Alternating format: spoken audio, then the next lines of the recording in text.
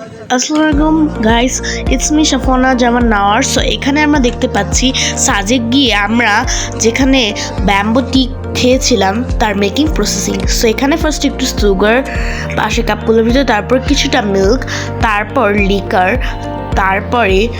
তারপর হচ্ছে গিয়ে গরম পানি, এগুলো দিয়েই তৈরি হয় এই বাঁশের চা। খেতে খুবই ভালো এবং খুবই তাড়াতাড়ি এটা তৈরি হয়ে যেতে পারে। আমাদের কাছে খেয়ে খুব ভালো লেগেছে এবং বাঁশগুলো কিন্তু ধুয়ে রান্না করা হয়। দেখতে পাচ্ছেন উনি দিদিটা কিভাবে তৈরি করছে।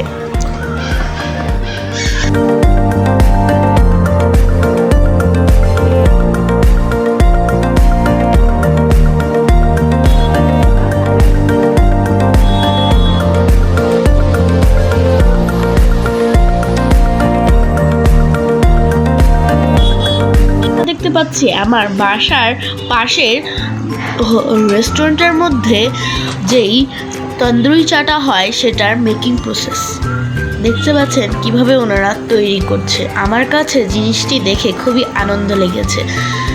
এটি কিভাবে একটি ওই চাটার মধ্যে মাটির হাঁড়ি দিয়ে কিভাবে গুলাচ্ছে দেখতে পাচ্ছেন, নাড়াচ্ছে।